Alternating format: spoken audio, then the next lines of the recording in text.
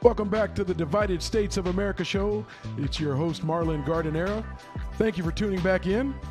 Normally, I would tell you we're here weekdays, noon Pacific, 3 p.m. Eastern, but we are changing the format. I'm going to be producing episodes. I don't want to say randomly, but I'll put them out as the issues come up, typically one at a time. But if you subscribe on YouTube, like us and follow us on Facebook, or follow us on Twitter, you'll always be made aware of when the next episode is available. I don't expect the frequency to change, but the regular schedule is likely to change. But again, I appreciate you tuning in. Today, more politics as usual. Political absurdity is probably a better way to say it. That and more on the Divided States of America show. Welcome to the Divided States of America show, where your host, Marlon Gardenera, takes on the most divisive issues in our divided nation.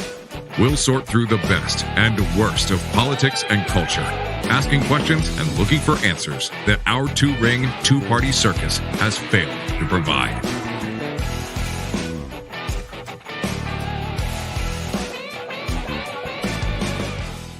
And here is your host, Marlon Gardenera. Thanks again, folks, for tuning back in. Remember, subscribe, follow, and like us. Get alerts and notifications when the show is back on.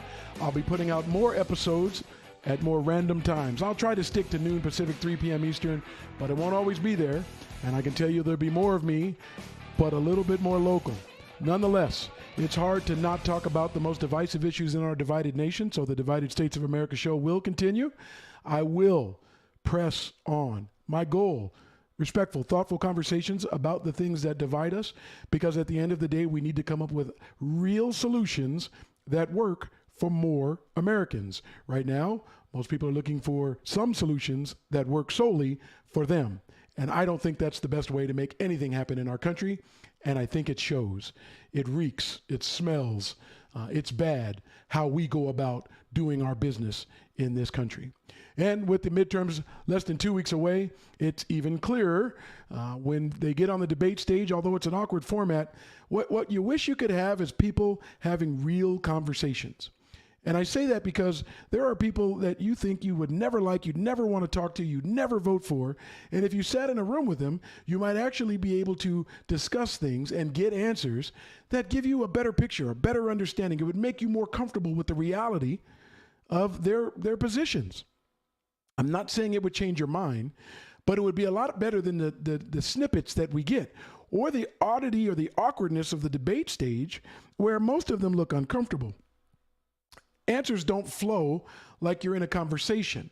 It's as if they're always up against time and they're worried that they get all their talking points and all the things that they've studied and had to think about. It's as if the people aren't necessarily just speaking from their heart, they're speaking from practice and or actually looking down at a script. So it makes it difficult for us to get the pieces, the parts that would be valuable to us to understand who they are, what they stand for, how they could impact our lives. And for people like me, how could they potentially work with the other side to make more things right? The all or nothing, give me, my party, my side, what we want. We don't care what you want. We're not going to work together. It's absurd. It's more politics as usual, and it's failing.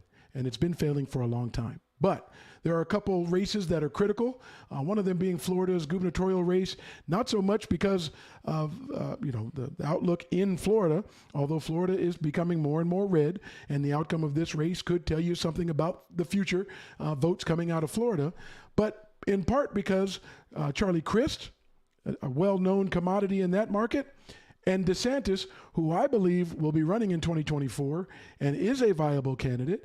And while I may not agree with him politically, he's pretty good at getting things done. You may not like what he's trying to get done, but a lot of politicians just talk.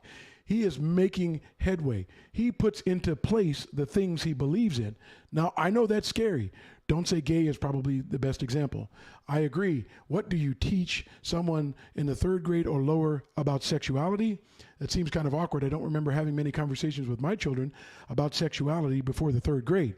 But if little Johnny has two moms and the two moms got married this weekend, or they went to the wedding of two other moms, and a teacher is afraid to even acknowledge that it existed or answer a most basic question, not about sex, but about the reality that Johnny may in fact have two moms, it goes a little too far in taking the discretion away from our educators as to what's okay and what's not, particularly when they're talking about things that are legal.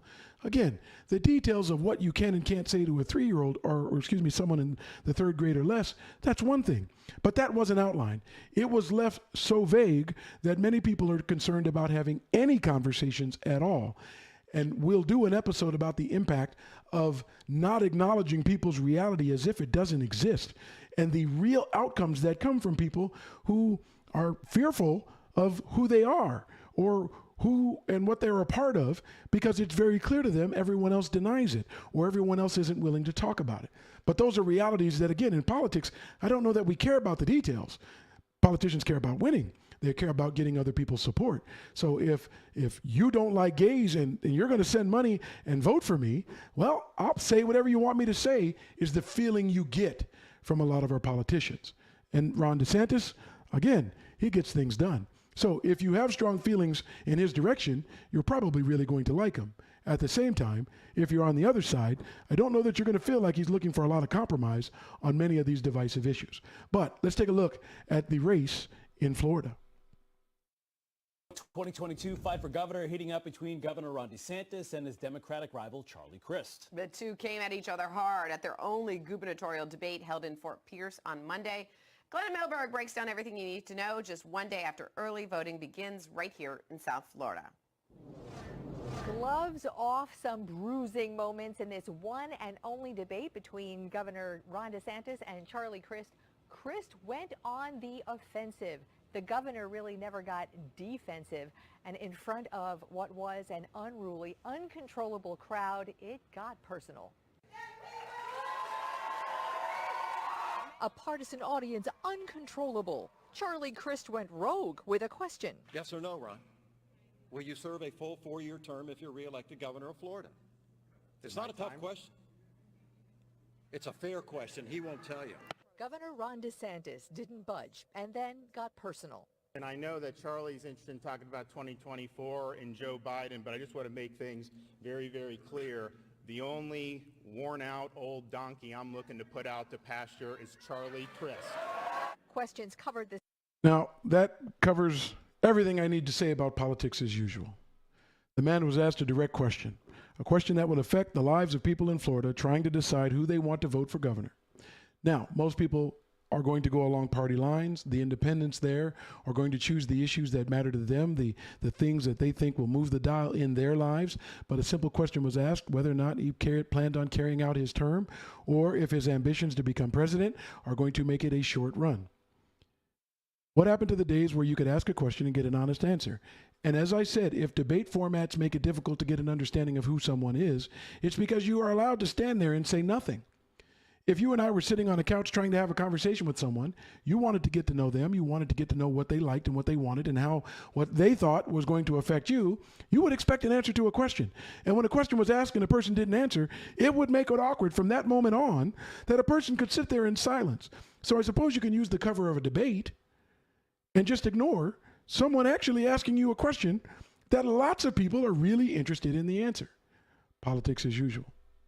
Now, I hate to be picking on DeSantis because I think he is very, very tactical. And I think he has a chance. And I think he would push the dial for people who support what he wants. At the same time, that one line about getting rid of the only old donkey, come on, man. You got children? You got grandchildren? You get a call from the school?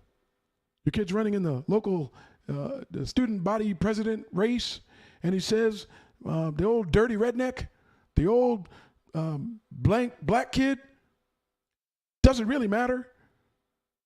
You'd say something to your child. Why do we hold our children to a higher standard than we do our political leaders? You wonder why America is acting the way it acts. Certainly there were people who will always be extreme, always be on the outside, always be outliers. But when you normalize bad behavior becomes normal. Reminds me, 3 men were convicted today supporting the plot to kidnap Michigan Governor Gretchen Whitmer. Hello? There are people who think, let's kidnap the governor to solve our problems. Well, you have leaders who don't have guidelines either. And certainly calling someone an old donkey isn't the same thing as trying to kidnap someone, but you get the tone and tenor of not having basic respect for people and then expecting leaders to lead and us all follow and go in the same direction. We can't. We don't even have basic respect for one another. Don't know how you expect it to work out. I don't know how you don't expect the divide to get wider when the standards get lower, because that's all we seem to be able to do.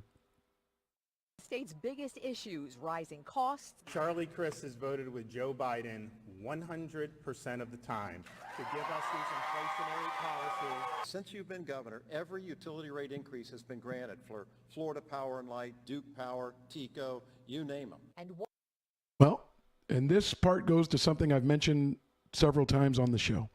Oftentimes we blame our political leaders for things they really don't control. Do I think Biden controls inflation directly? He has an impact. But can he snap his fingers and make it go away? Of course not.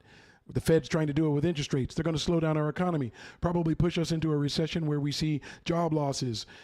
We see a real financial impact on people, but inflation being out of control is worse than temporary job losses. Doesn't really connect with the average person who loses their job, but if we continue to pay prices beyond the wages that we earn, things get out of whack. It's bad. It's really bad. And basic necessities can't be covered for people who do have jobs, are going to work, and aren't in position to take care of those basic necessities. So inflation has to be fought. But here's the reality. Joe Biden's in the White House. He's going to be held responsible. It doesn't matter if that's right or wrong. It doesn't matter if that's fair or not. That's the reality. If you're at the helm and what you do can't make a difference in the lives of people, you're going to be held responsible for it. So I understand that DeSantis called out Crist saying, you support what Biden supports. And Crist responded, if we're just going to, he didn't say this part, I'll add this. If we're just going to use executives and say whoever's in charge when these things happen is the one who's responsible, even if they don't have complete control over the levers that make things go one way or the other, then let's do it. Governor DeSantis, you're responsible for every rate hike that's occurred in Florida since you got in office. You see how it starts to break down when you know there are more details than that. There's more to it. But if we're just holding the people in power responsible, DeSantis, you're talking about inflation. What did you do to lower costs in your state? Real questions. That gets closer to the types of things that you want to be able to discuss in a debate, except you wish that they could give answers, not maybe as long-winded as they'd like to, if they could actually have conversations so we really understood what that meant. DeSantis, do you hold Biden responsible for inflation? Fine. Then do you take responsibility for inflation as it relates to power in your state? That's a question I would really want to know the answer to. Wouldn't you? one of the most contentious issues, the state's recent abortion restrictions and what may be to come. I'm proud of the 15 weeks that we did, and he supports taxpayer funding of That's abortion time, Governor. all the way up until the moment of birth, and that is wrong. Congressman, you have 60 seconds. Ron, that's just not the truth, and you know it. You know it. He wouldn't answer your question. Do you want to ban abortion completely? He never got to it. The Florida paid migrant flights from the border to Martha's Vineyard. You're willing to use people like that, in this case they were Hispanics, Venezuelan in particular, and have them as props for your political gain? You say you're for the secure border, but this is all happening under the Biden administration and the policies that Charlie Crist supports. At the end, that uncontrolled audience launching insults. I led based on facts, not based. Well, and that goes back to, having someone scream out liar. There is no more decorum. There is no more respect. There aren't the details that one would consider. Again, the question about abortion for DeSantis. Answer the question. Women in Florida want to know. They want to know. Now, I think they understand your position with the 15 weeks.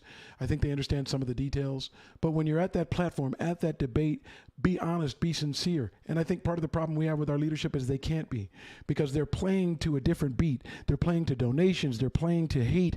They're playing to divide. They're playing to people in audiences such that we don't really know who they are. And boy, wouldn't it be nice to know who you're voting for? Wouldn't it be nice to truly know who you're voting for, rather than just listen to a salesperson sell you on ideas and concepts that don't really flesh out the details? Crist called him on the Venezuelans, for a political stunt or for political gain. DeSantis talked about the border policies. You know, I live 20 miles from the border, and as best I can tell, the Border Patrol has not picked up stakes and left. Homeland Security is still there. They're still doing their best to protect the border. And boy, I believe there could be policies that would do a better job, but I don't recall anybody sitting down for any bipartisan discussion about immigration reform and border security. So the people who are so quick to call it out and make it seem like, you know, hey, the border's a crisis. Well, if it's your job to solve crisis in our country, what are you doing? And if we're holding executives responsible, what is Florida doing about its issues? Result we saw, we're sending people to Martha's Vineyard, as if that actually solves anything for anyone other than to get political points for the people who love the idea of hating immigrants, even those seeking asylum legally. If hating immigrants is your thing, DeSantis is making a point. He's your man. That's the message I got listening to and watching that go on and on and on. People get to make their own decisions in Florida. I just wish there were debates where we learned more, got more. And while people are still swayed by party and there are issues that they think affect their pocketbook or affect their lives enough to make them go one way or the other, despite people's character, despite the things that come out of their mouth, we're kind of just forced to deal with it. And it's the sad state of American politics. Our political leaders aren't the best people to lead. I'll say it again. The leaders we get to choose from aren't necessarily the best people to lead. There's more. Fetterman, Dr. Oz, Pennsylvania. Similar. Take a listen. Who is watching tonight, to share your thoughts on social media, remember to use the hashtag PAC. I'm running to serve Pennsylvania. He's running to use Pennsylvania. And let's also talk about the elephant in the room. I had a stroke. He's never let me forget that. And I might miss some words during this debate, mush two words together, but it knocked me down, but I'm going to keep coming back up. I'm running for the U.S. Senate because Washington keeps getting it wrong with extreme positions. John Fetterman takes everything to an extreme, and those extreme positions hurt us all.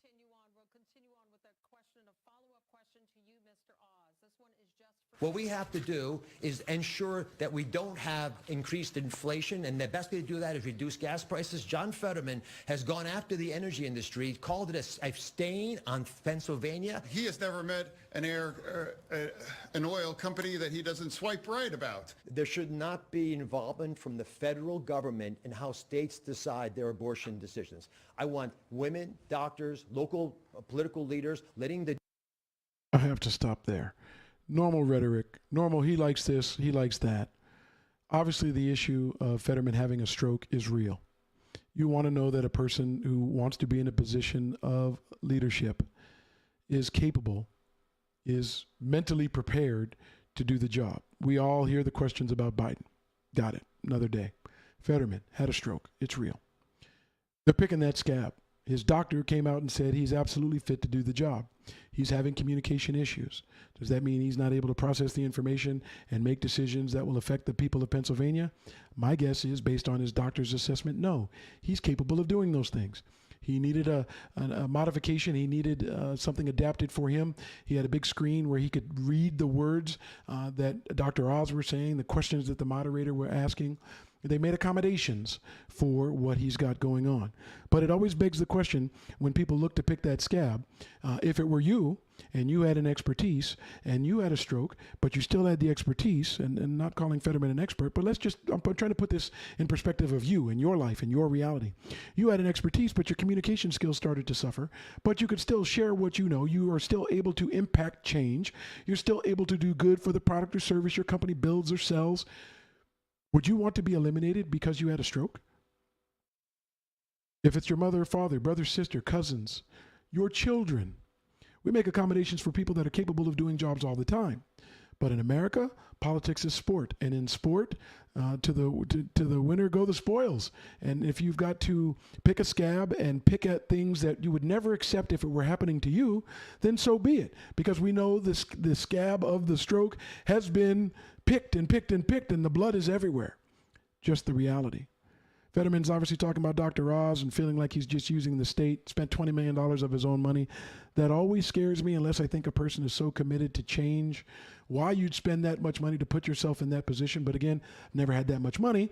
Maybe power, maybe the prestige, maybe the importance, maybe you are sincere about wanting to make change. But there's contradictions in all of it that just make it hard to reconcile why people want to be in this position. Fetterman comes across as a Pennsylvanian, hardworking. He said it already. He'll pick himself up from falling down.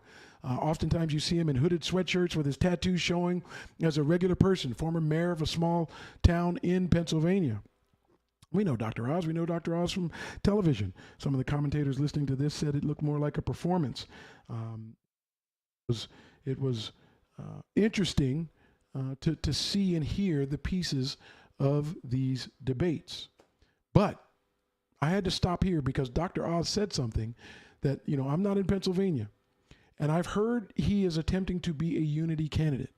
That doesn't reconcile with him also saying, and I think he says it shortly in this video, that he supports Trump.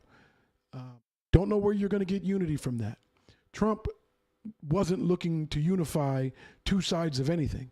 It was very clear he was speaking to his base. He believes that base is large enough to support him, the White House, the Senate, the House.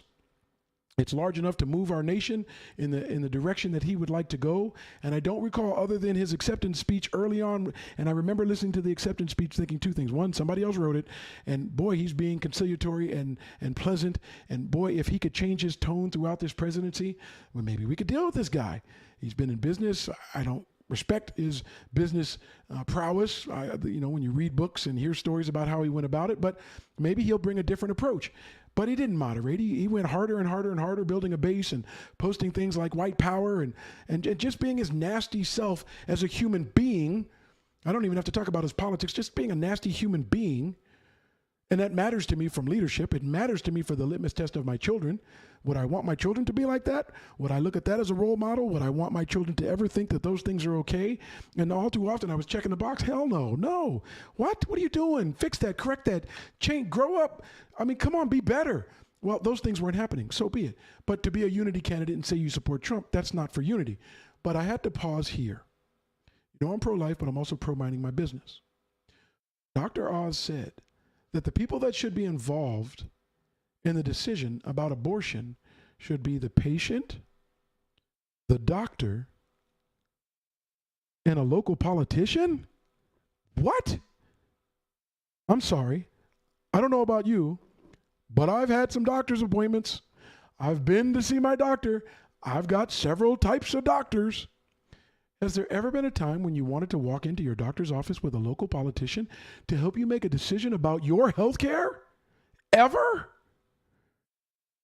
On the list of absurd things, and I'm hoping he just misspoke. I don't want to put his candidacy on that. I wouldn't put a vote to that. I'm sure there's much more to him. But he actually said, your doctor, you, and local politicians using democracy to make decisions about your health. What? Come on, Dr. Oz. Go back to reading a teleprompter or being on television and having the presentation ready before you get there. But if you think Americans want to have a politician in their doctor's office, you're absurd. And I'm not trying to discount his positions. I'm not trying to discount your support for him. I'm not trying to tell him you can't like the man. That's not where I'm going with any of this. I do mean to say that I can bet a lot of money you don't want a politician in your doctor's office. The only reason I had to pause there. Democracy that's always allowed our nation to thrive. If you believe that the choice of your reproductive freedom belongs with Dr. Oz, then you have a choice. But if you believe that the choice for abortion belongs between you and your doctor, that's what I fight for. Will you pledge tonight to release those records in the interest of transparency? To me, for transparency is about showing up. I'm here today to have a debate. He keeps talking about Bernie Sanders. 3 years ago, he was on his show and he hugged him and he said, I love this guy. You know what? Why don't you pretend that you live in Vermont instead of Pennsylvania and run against Bernie Sanders? Pennsylvania only trails Texas in terms of natural gas production. I strongly support fracking, drilling, the piping of that natural gas. I do support fracking, and I support fracking, and I stand and I do support fracking. I'm the only person on this stage right now that was successful about pushing back against gun violence and being the community more safe. You know, all he's done is just put a plan up on his website in the last 24 hours. Part of the problem is that we have taken away the ability of police to do their job, and that's on John Fetterman. Because John Fetterman has taken such a harsh position against them. He's undermined them at every level. I would support Donald Trump if he decided to run for president. All right. But this is bigger than one candidate. Mike? There's a mouthful there. There's lots of parts and pieces. Fracking. Pennsylvania produces a lot of energy. As they said, second to only Texas. So they're both going to say they're for fracking. Who cares what fracking does to the water? Who cares what it does to their environment? They're both for it. It produces jobs. In some states, you say what you got to say to get the support of the people in your state because a lot of people get jobs and a lot of their economy is dependent on it. Hopefully, real leaders in Pennsylvania are doing things to start the transition so that Pennsylvania is strong in other areas. I know healthcare is one of the centers that they're creating. Hopefully, they get a chance to be better in broader areas, and they get to be a part of renewable energy and new technologies that help us in our transition. Because clearly, if we don't transition, we're going to pay for the impact of fracking. We're going to pay for the impact of drilling. We're going to pay for the burning of fossil fuels. It's just a reality we live in. I'm not for shutting down oil production. I'm not sure for draconian drastic measures. It is a transition. I respect that. I get that. But again, both of them are going to say what they need to say about fracking. Gun violence. Hey, listen, you know, I'm not for banning guns. I'm for restrictions that get less people killed. It's pretty simple for me. Why? The same reason we restrict grenades. He mentioned that, Dr. Oz mentioned that Fetterman was worse on, or was part of the reason, part of the problem because of his drastic positions against the police. Listen, he was a mayor. His town, violent crimes went down. So in action, I don't know that that's the case. In words, I get how you ruffle feathers and you use the police department, you know, to leverage yourself one way or the other. But I can tell you the credibility in the police department, or any lack of it, didn't come from politicians. It comes from the police department and people protesting against them for injustice. And the unions that stand behind these officers and don't flush out right or wrong and get rid of people, the games that are played as opposed to justice being carried out by people we expect to uphold the law. They aren't above it, and we want them to be accountable. No one's asking that police be removed. The defund police is also just a narrative, a spin on the idea that if I have a mental health crisis, I don't need a cop that's not prepared to deal with my mental health issues coming at me with a gun. I need mental health professionals. And when a gun is necessary, I get it. But just in Pennsylvania, they had the case where they settled for $12 million because officers showed up for someone in mental crisis whose own family called the police department to get help. Next thing you know, their knees on his back, he suffocates, has a heart attack, and dies. It's just the reality we live in. Credibility isn't from politicians. Credibility is from action or lack of action to fix issues that Americans face. Now, supporting the police department doesn't mean that they can't get better. But as a part of our national politics, we've made it simple. You support them, period, or you don't. Absurd. Political absurdity. We all support them. We want them to be better. Some people just support them as a blanket statement, and for the political divide, we don't have to talk about them being better. We support them, and we're against anybody who says anything about them. Well, you already said it. The credibility is already in question by some people in some places for very specific reasons. Fix the problem. Nope, not in America. We just take sides. Support them almost as if they have carte blanche. We don't care, because if you don't support them, you're a bad person. The people on the other side saying we support them, but we want them to do a better job. Nope, you're against them. Fetterman has been a mayor. Violent crime in his city, when he was there, went down. Again, you want to be able to dig into these questions a little bit more. You want to understand better what they're actually thinking and flesh those ideas out, because the snippets aren't enough. They're just not enough. Yet really it's most of what people get. That and what the party messages give you, what the media and their bias on the other side gives you. You're just stuck. And you have to pick people that at the end of the day, you know there are people in Pennsylvania who quite frankly are just better people and better equipped to solve their state's problems. I don't know enough bad about Fetterman or Oz than the snippets we all get. But boy, I'd like to, for positions of power and authority that impact people's real lives. I really wish we knew more. And then I could ask, how do we moderate both of you so that more Pennsylvanians get more of what they want as a whole. And for that Senate race, obviously, the importance of it has more to do with our country and the political balance in Washington and in the Senate. So it matters to people what the details behind this rhetoric actually is. Someone has got to come up with a better format for us to get an understanding, rather than stump speeches, sales pitches, the shaking hands, kissing babies, and cracking a few jokes, so that we really understood better where people were. And everything was on the table. It's not where we are. Now, one good thing is there's a politician out there, for better or worse, puts it all on the table. Sometimes I believe that she's putting it on the table just to get the attention. That attention is, I've read recently, garnered enough interest that Trump and this person have had talks about her being the running mate. I don't know if there's serious talks. I don't know if all of that's confirmed, but she certainly garners a lot of attention, and she certainly gets a lot of people that Trump wants. People who like absurd statements that don't have to be true, but it's how they feel, so they stand behind it. The reason I haven't talked much about Majorie Taylor Greene on this program is very simple. I mean, it's incredibly simple. I would rather talk to the people in her district, her congressional district in Georgia, and understand what it is they like and dislike about her, why it is they would put her back in office, where she resonates with them, when it's not just the antics that we get to see in the media. And the reality is, many people could just believe the critical parts of her existence, and they care more about that than the show that we all get as often, to me, as she can in front of a camera. Here is the latest show from Majorie Taylor Greene. My body is my body, and I don't want the government telling me what I can do with my body. Ma'am, are you having children anytime soon? That's my question. I'm asking. What? Does it matter? Do you have to be black to decide black issues, or are there still white politicians involved in the politics that affect black people? Of course there are. What difference does it make what age she is? But typical political absurdity. Gotta have it. Life doesn't work the same without it. Not in America.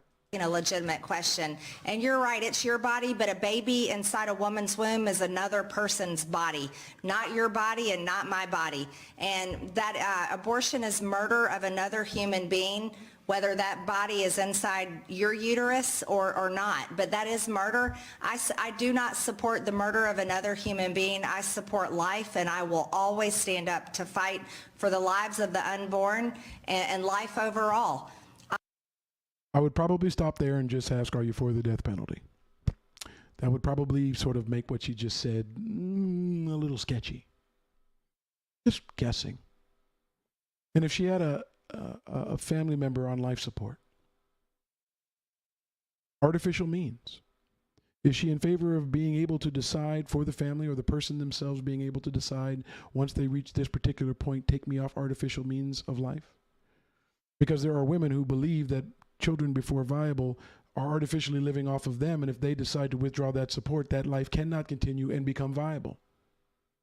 Again, I'm pro-life, but I'm also pro-minding my business. It's my life based on my belief, my faith, my religion. Don't expect that of you.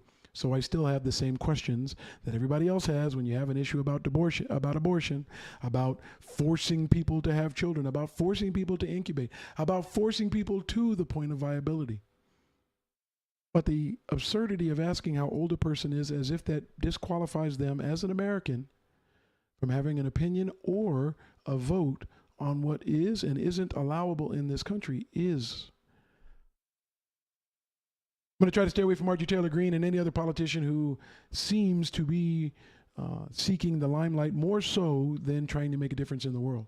We'll do that because this is the Divided States of America show, taking on the most divisive issues in our divided nation, looking for middle ground, looking for common ground, looking for people who can help explain things we don't understand, answer questions we've all wanted to ask, and get different perspectives, and find the potential for us to do more together. That's the point. That's the goal. That's the point. That's the goal.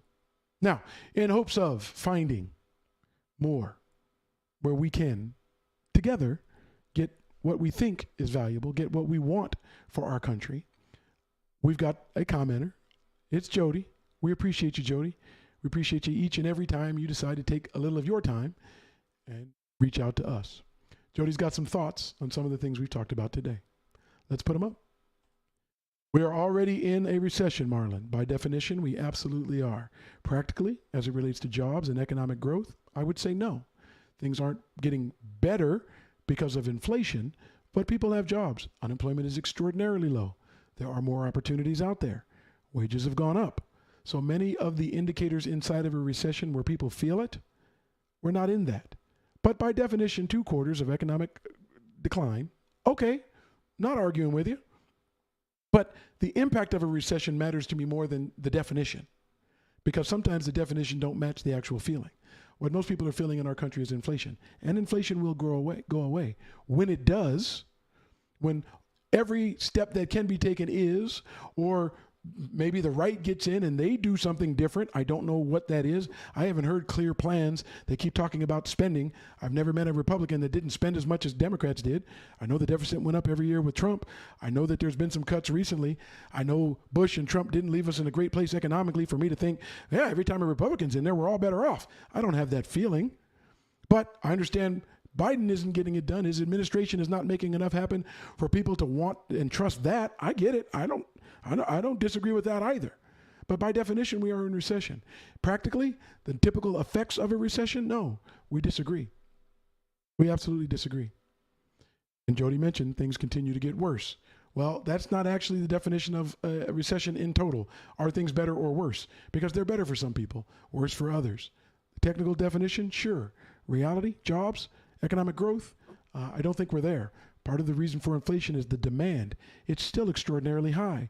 And despite the high prices for some luxury items, travel and vacations and restaurants and services, people are still willing to pay, and they're willing to pay more to get those same things. So part of inflation is our willingness to still buy. Buying is obviously impacted by consumer confidence and the money in their pocket. Just realities that we're still dealing with in America. Jody goes on, Border Patrol hasn't left. They're just overwhelmed by trying to process illegal immigrants falsely seeking asylum. They can't do their jobs of protecting our borders. Well, I'm just going to let you in on a couple of things. Border Patrol typically doesn't take care of asylum. Customs and Homeland Security do. 2 different agencies. Border Patrol is involved in the security of our border, the actual crossing of the border. But what I didn't understand from what you said is falsely seeking asylum. I understand our Constitution allows people to seek asylum, and it will be determined if their claim is good or bad. And if it's bad, they will be sent back. And if it's good, they will be allowed to remain in the U.S. The idea that what we have is a system that's overwhelmed, underfunded, understaffed for a process that's available in our Constitution, we don't handle it well. I think that falls under the category of comprehensive immigration reform and border security. And since our politicians would rather the border, in their eyes, be open so that they could say, look, the other side left it open, put me in place, and then when they get in place, do things like separate kids and call it job well done, even though there's still people trying to cross the border, not much is actually happening. Jody, I live 20 miles from the border. I don't see or feel the crisis as it's often described. I heard Carrie Lake talk about fentanyl, but I understand the demand for fentanyl in America is pretty high. Yeah, I know people lace it and they don't know they're getting it. If you're buying illicit drugs from unknown sources, you'd have to be under a rock to not realize that people are lacing drugs with fentanyl. Don't know the purpose or the value. Maybe it's the high. Maybe it does something to make the drug seem better for people to go want more. But it's kind of like inflation. There's a lot of demand. Are we willing to do things to help people with drug treatment? Are we willing to do more in healthcare and mental health care to make sure that the people who are self-medicating themselves have better or other resources? Because oftentimes the people talking about the border are least likely to be coming up with real solutions for people's health care, for their mental health, for their drug treatment. You got to remember that these things sort of go hand in hand. And when you pick the issues that you want, it's odd when you leave out the other factors like demand. Illegal immigrants crossing the border in Southern California are typically looking for jobs. Guess what? They get them. We hire them. If you were serious about Border Patrol, border security, we'd be going after the people on this side of the border who avoid taxes, break labor law, break immigration law, to make a few extra bucks. But we don't do that with the same vigor, because those aren't the brown people where we can paint this beautiful picture of us versus them, because that's America too. Go back to every presidential election cycle over the last 40 years and pick out the issue that one side picked to use against the other. Then ask yourself, as they're using it against them, did they try to solve any of those problems before it got to the point where the other side wanted to help? What you're going to find is some gaping holes in the us versus them argument about people taking care of all of us. And I don't mean through your tax dollars and supporting people through welfare. I was all for the 96 welfare reform changes with Clinton and Gingrich. But what I do mean is that you pick out issues, and oftentimes the they and the us versus they are always have some similarities, always. And the people that fall under the us don't seem to care about anything that leads up to it, much less it when it becomes a problem. Really runs across the board. Always willing and happy to have those conversations. Always willing to put it out there and talk. Always, always, always, always. Jody commented on our discussion about Fetterman and Dr. Oz, and now Fetterman campaign is claiming that closed captioning system is malfunctioning. It doesn't matter. We make accommodations for people with disabilities all the time. Are you saying, Jody, that you don't think one should exist in that position? If his doctor thinks he's fit to do the job, is it solely important that communication be the most important variable for you? The answer for you could be yes, absolutely. Absolutely. I get it. Yes, I agree. Border Patrol agents are overwhelmed. Comprehensive immigration reform would probably fix it. When the Republicans were in control, do you remember the fix? Do you remember why I should believe that there'll be comprehensive immigration reform and border security changes when the Republicans get in office? Do you have something for us that will make it possible to get real change? I believe that requires bipartisanship. I believe that that requires that the divide that people base politics on and which side they choose and what's right and what's wrong and everything wrong with that whole system is the problem. And the lack of leadership goes hand in hand. That's it for today. Subscribe, like, or follow us, YouTube, Facebook, or Twitter. We'll be putting up episodes a little more random. I'll try to peg noon, maybe multiple episodes in a day, some days without. But if you subscribe, like, or follow us, you'll know when the latest episode is out, and you'll be able to give us your take on the divisive nature of our divided country on our show. All I can do is thank you for tuning in. If you'd ever like to reach out to me direct, go to host@thedsa-show.com. Facebook.com/The DSA Show is the most lively debate. When we post on particular issues, we get hundreds, sometimes thousands of responses. Feel free to jump in there. But we appreciate you listening and trying to find a better way for more Americans any day, any way you can. We're grateful. Thanks again for tuning in to the Divided States of America show. We'll be back with more. Talk to you then. Thanks for watching the Divided States of America show. If you enjoyed this episode, please consider subscribing to the channel and share this video with your family and friends.